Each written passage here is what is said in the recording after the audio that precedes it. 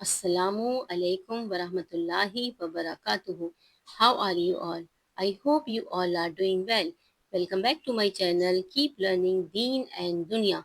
Auzu billahi minash shaitanir rajim. Bismillahir rahmanir rahim. Rabbi zidni ilma.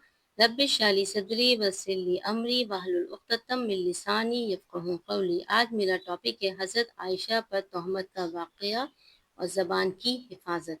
So without any further delay, let's start my topic.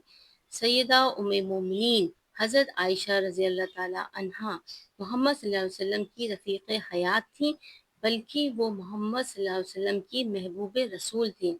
उन पर एक इल्ज़ाम लगाया था मुनाफ़िकीन ने और हज़रत आयशा रज़ी अल्लाह ताला अन्हा के किरदार की गवाही दी थी अल्लाह ने और एक आयत नाजिल हुई थी. अच्छा, वो वाक़या क्या था कि एक बार हज़रत मोहम्मद मुस्तफ़ा सल्लल्लाहु अलैहि वसल्लम और जितने सहाबी थे और साथ में आयशा रज़ी अल्लाह ताला अन्हा भी थी, एक जंग ग़ज़वा बनु मुस्तलिक से वापस आ रहे थे, तो काफ़िला बीच में रुक गया. उस टाइम क्या होता था कि ऊँटों पर एक कजावा, एक झोपड़ी सी बनाया जाता था. वो क्या होता था कि वो मोहम्मद सल्लल्लाहु अलैहि वसल्लम के अज़वाजा मुतहरा के लिए होता था कि वो पर्दे में रहती थी.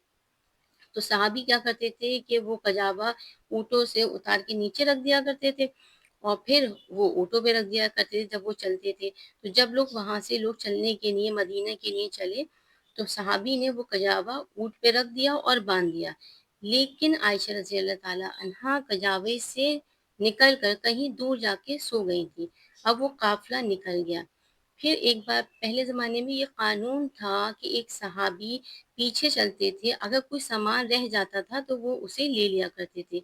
जब उन्होंने आयशा रज़ी अल्लाह ताला अन्हा को देखा तो बोले कि ये क्या है? और पढ़ा इन्ना लिल्लाहि व इन्ना इलैहि राजिऊन.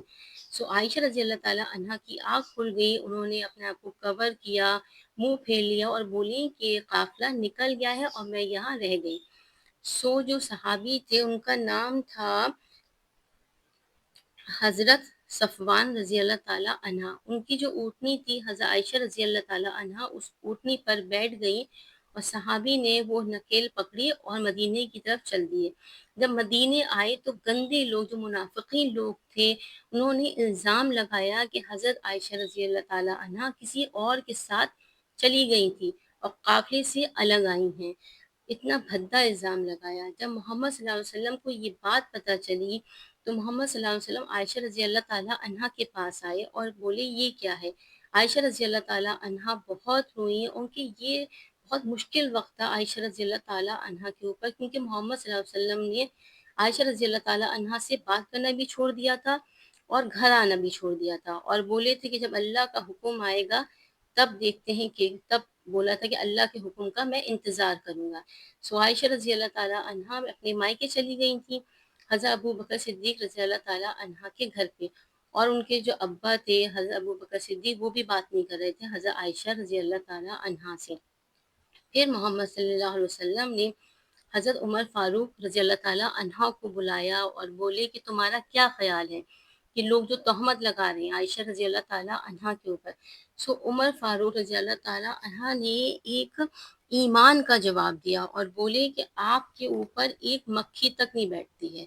तो अल्लाह सुब्हान ताला ने आपका निकाह करवाया है, तो एक ऐसी बदकार औरत से अल्लाह सुब्हान ताला आपका निकाह कैसे करवा सकता है? आपके निकाह में कैसे कबूल कर सकता है?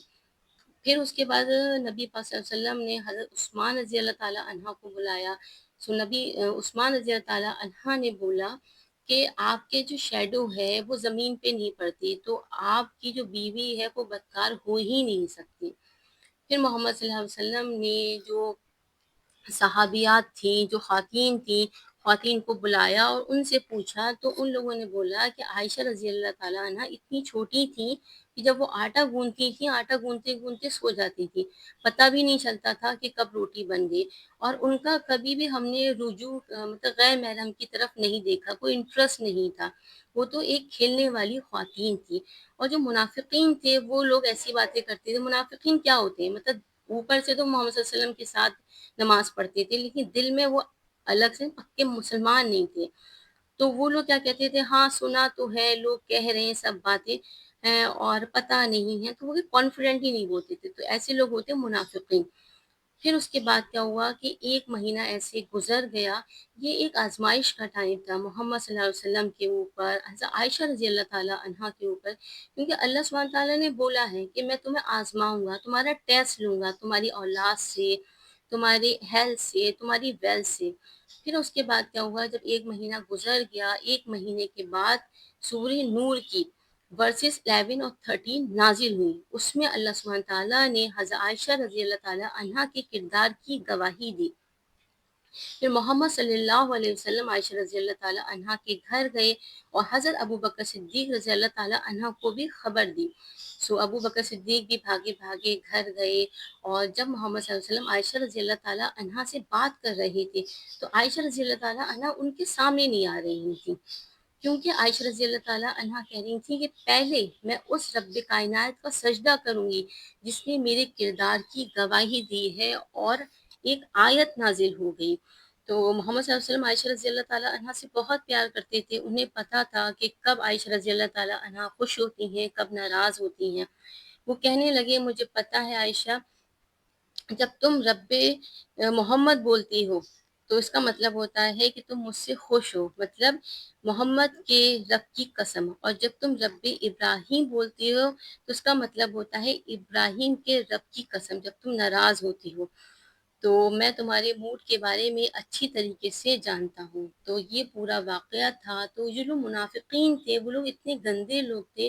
جب یہ کہا جاتا ہے کہ زبان کا صحیح استعمال کرنا چاہیے، کسی کے کردار پہ تہمت نہیں لگانا چاہیے. حضرت عائشہ رضی اللہ تعالیٰ عنہ فرماتی ہیں کہ زبان کی حفاظت کرو، کیونکہ عزت اور ذلت کی ذمہ دار یہی ہے. کبھی کسی کے اوپر تہمت نہیں لگانا چاہیے، بہتان نہیں لگانا چاہیے. اچھا، وہ جو سورہ نور کی جو آیات ہیں ورسز 11 اور 13 میں اللہ سبحانہ تعالیٰ فرماتے ہیں جن لوگوں نے یہ بہتان باندھا ہے وہ تم ہی میں سے ایک جماعت ہے، تم اسے اپنے حق میں برا نہ سمجھو بلکہ وہ تمہارے لیے اچھا ہے. ان میں سے جس نے گناہ کا جتنا حصہ لیا ہے اتنا ہی اس کا وبال عذاب ہے، اور جس نے ان میں سے اس بہتان کو بڑا بوجھ اٹھایا ہے اس کو بڑا عذاب ہوگا. اور اللہ سبحانہ تعالیٰ فرماتے ہیں کہ یہ بہتان لگانے والے اپنی بات کے لیے 4 گواہ کیوں نہیں لائے؟ تو جب وہ یہ گواہ نہیں لا سکے تو اللہ کے نزدیک یہی لوگ جھوٹے ہیں. تو وہ لوگ جھوٹے ثابت ہو گئے تھے، اور عائشہ رضی اللہ تعالیٰ عنہا کی گواہی، ان کے کردار کی گواہی، ان کے پاک دامنی کی گواہی اللہ سبحانہ تعالیٰ نے دی ہے. بے شک حضرت عائشہ رضی اللہ تعالیٰ عنہا کی کیا شان ہے کہ اللہ نے گواہی دی ہے. تو پلیز دعاؤں میں